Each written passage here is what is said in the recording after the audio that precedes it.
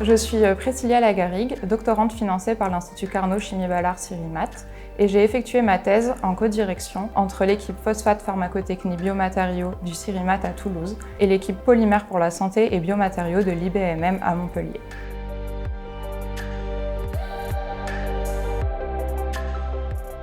L'objectif principal de ces travaux de thèse est de développer des scapholds macroporeux pour le traitement de l'ostéoradionécrose mandibulaire. L'ostéoradionécrose mandibulaire est une pathologie handicapante qui se manifeste chez 10% des patients après le traitement d'un cancer ORL par radiothérapie.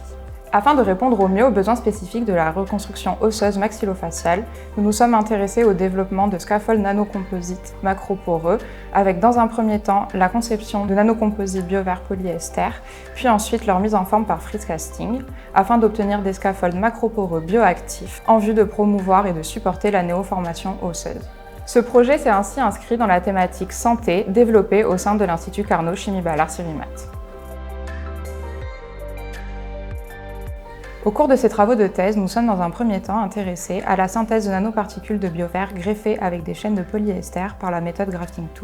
Un protocole innovant a ainsi été mis en place pour permettre la fonctionnalisation à façon des chaînes de polyester, puis leur greffage à la surface des nanoparticules de biovert. Les nanoparticules de biovert et les chaînes de polyester ont été caractérisées finement au sein de l'IBMM, de la PAC Chimie Ballard et de la plateforme Symbio 3 à Montpellier, ainsi qu'au sein du Cirimat et du centre de microcaractérisation Raymond Castin à Toulouse. Le protocole élaboré et les résultats obtenus ont fait l'objet d'une publication.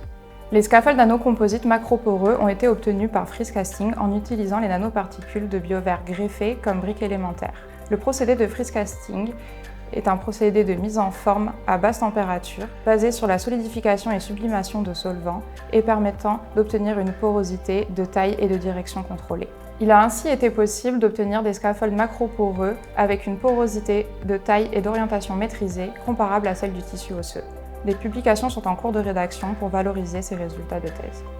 Un prototype de dispositif de freeze casting multiport a également été développé au cours de cette thèse, permettant l'élaboration de plusieurs échantillons en parallèle et de contrôler finement la température de mise en forme.